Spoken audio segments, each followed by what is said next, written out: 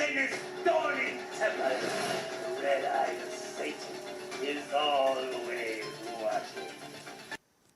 Low-budget horror fans and denizens of the dark, prepare to pitch your terror tents and invite your friends round for a camp case of High Death, a 2018 follow-up from the team that brought us High 8 back in 2013. Another independent horror compendium telling 5 tales of terror this time out. Once again, all from leading indie horror filmmakers, among whom being Todd Sheets, perhaps the best known, and who also wrote and directed one of the segments for High 8. Anthology is not, of course, the name of the director for High Death, but the terminology for a collection of stories brought together in the great horror traditions of the 60s and 70s, in particular harkening back to the horror studio delights of the Amicus film productions. Inspired also, of course, by those wonderful old pre-code EC horror comics from days long gone before even then. High Death delivers good old practical effects laden blood and guts with terror tongue-in-cheek schlock for modern horror hounds to go all Lady Gaga for. So let's you and I marry the night and get intoxicated here on High Death.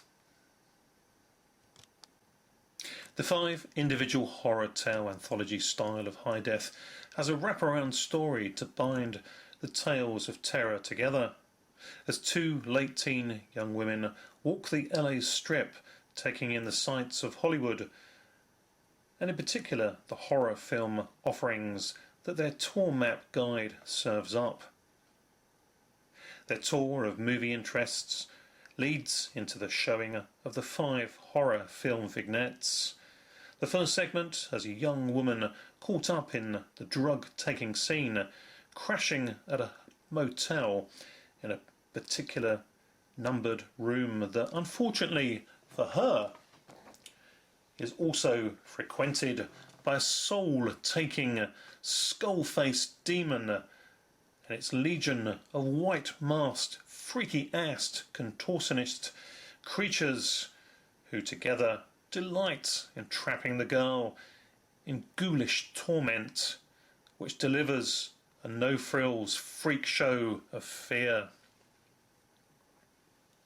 Episode 2 cuts right on in with the Switchblade Bandit carving out a name for himself, a masked thief, armed and dangerous, who revels in procuring some nasty killer cult material and artifacts from a murder world auction site, and reenacting the gut-wrenching acts with the implements himself.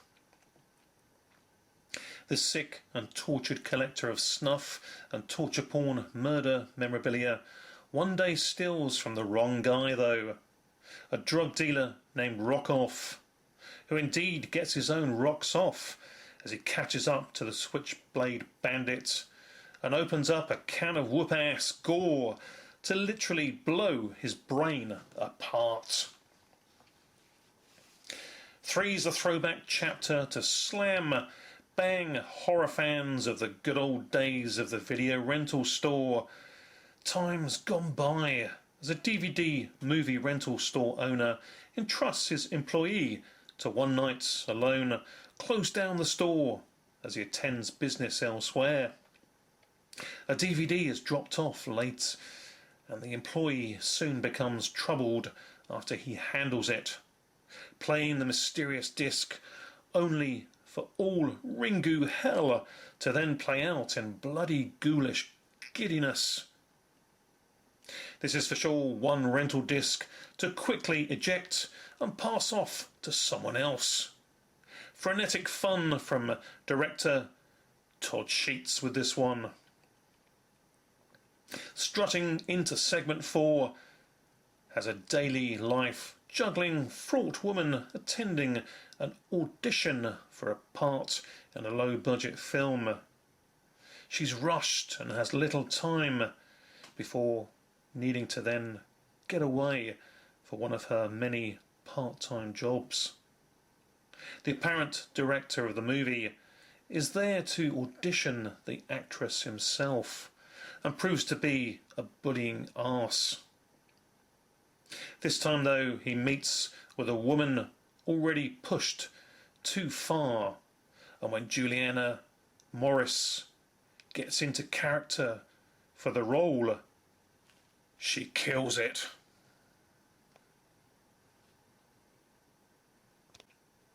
The final episode puts the extra high into high def, as this anthology of low-budget, big bloody payout comes to a gory conclusion. An artist had locked himself away into a seedy motel room and paints frenetically away long into the night.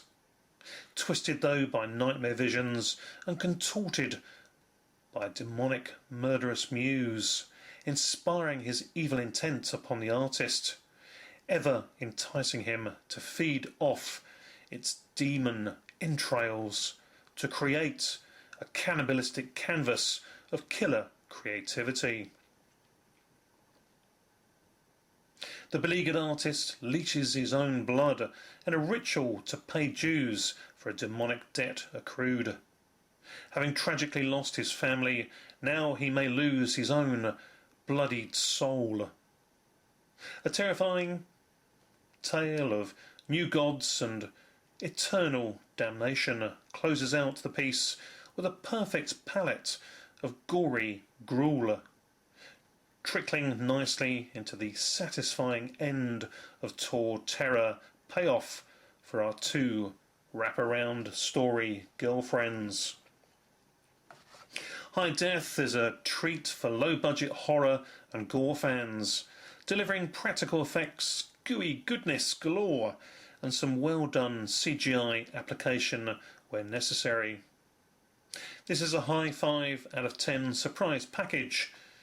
Highbrow horror and classic film fans should stay away perhaps, being the oversensitive and overly expectant moviegoers many can be. This is one for the gorehounds and schlock horror crowd to revel in and pay dutiful homage to at a late night screening and fellow fan-loving festivals around the globe. Low-budget anthology gore and gruel is back on the movie menu, and this one is pretty bloody good. Thanks for watching. Bye for now.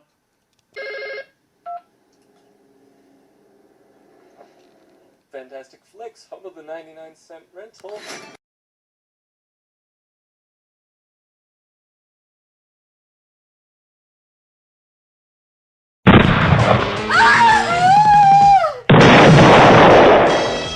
Buckaroo Banzai is pure nutty fun. Okay.